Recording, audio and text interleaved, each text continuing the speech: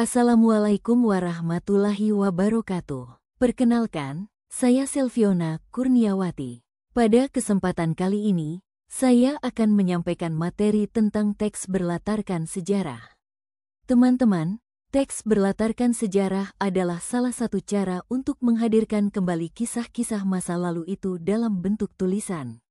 Teks ini tidak hanya berisi fakta, tetapi juga disusun dalam bentuk cerita sehingga pembaca atau penonton bisa merasakan alur kejadian seolah-olah mereka berada di zaman itu. Tujuan teks berlatarkan sejarah. Apa sebenarnya tujuan dari teks ini? Pertama, untuk mengenalkan peristiwa sejarah kepada masyarakat. Tanpa teks, banyak peristiwa berharga bisa terlupakan. Misalnya, bagaimana kita tahu tentang kerajaan-kerajaan Nusantara kalau tidak ada catatan sejarahnya? Kedua, teks ini membantu kita menghargai dan melestarikan nilai sejarah. Peristiwa masa lalu penuh dengan perjuangan dan pengorbanan. Dengan menuliskannya, kita menghormati jasa para tokoh yang telah berkontribusi. Ketiga, teks sejarah juga bisa menghibur sekaligus memberikan wawasan. Banyak novel, film, maupun cerpen yang memakai latar sejarah. Kita bisa menikmatinya sebagai hiburan, tetapi sekaligus mendapat ilmu pengetahuan. Jadi, teks ini punya nilai ganda, informatif sekaligus rekreatif. Struktur teks berlatarkan sejarah. Sekarang kita masuk ke struktur. Struktur teks ini terdiri dari 3 bagian penting. Orientasi. Bagian ini berisi pengenalan, siapa tokohnya, di mana kejadiannya, dan kapan waktunya.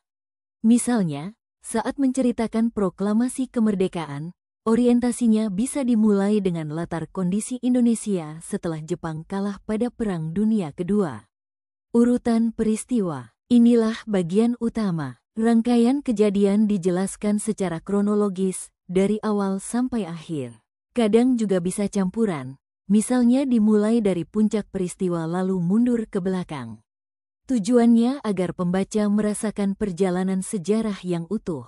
Reorientasi. Bagian terakhir adalah penutup, biasanya berupa refleksi atau pesan moral. Misalnya, setelah menceritakan perjuangan Pangeran Diponegoro, kita bisa menutup dengan pesan bahwa semangat melawan penjajahan harus terus kita warisi.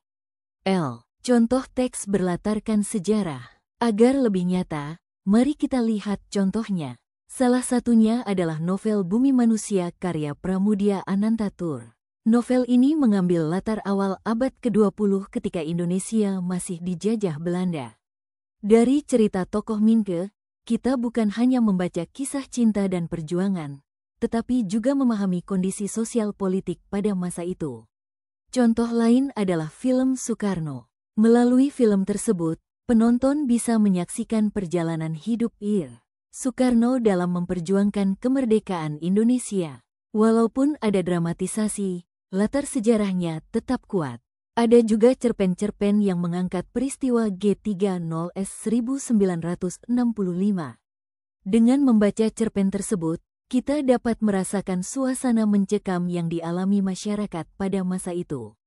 Dan tentu saja, kisah Perang Diponegoro. Perang besar melawan Belanda yang berlangsung 5 tahun ini telah menjadi sumber banyak teks sejarah maupun karya sastra.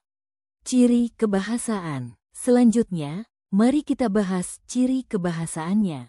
Teks berlatarkan sejarah banyak menggunakan kata kerja aksi, misalnya, berperang, membangun, menulis, memimpin. Kata-kata ini menegaskan bahwa ada aktivitas nyata yang terjadi. Selain itu, teks ini memakai kata kerja pasif, seperti dipimpin, didirikan, atau dikuasai. Hal ini membuat peristiwa lebih fokus pada kejadian daripada tokohnya saja.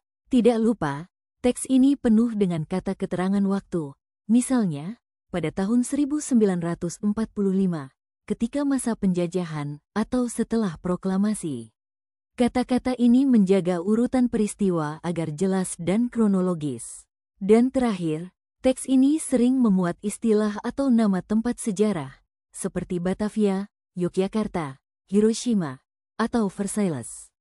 Dengan begitu, pembaca lebih mudah membayangkan lokasi nyata peristiwa.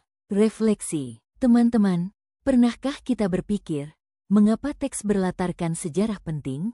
Coba bayangkan jika sejarah tidak pernah ditulis. Generasi sekarang mungkin tidak akan tahu bagaimana bangsa ini diperjuangkan. Kita bisa saja kehilangan identitas dan arah. Oleh karena itu, menulis dan membaca teks sejarah bukan sekadar kegiatan akademik, tetapi bagian dari menjaga jati diri bangsa. Kesimpulan. Sebagai kesimpulan, teks berlatarkan sejarah adalah teks naratif faktual yang menyajikan peristiwa nyata dari masa lalu dengan cara yang menarik.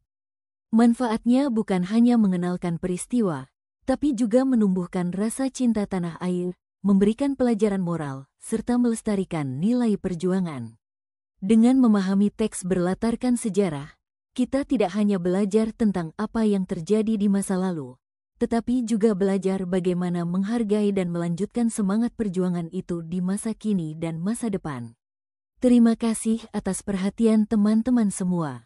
Wassalamualaikum warahmatullahi wabarakatuh.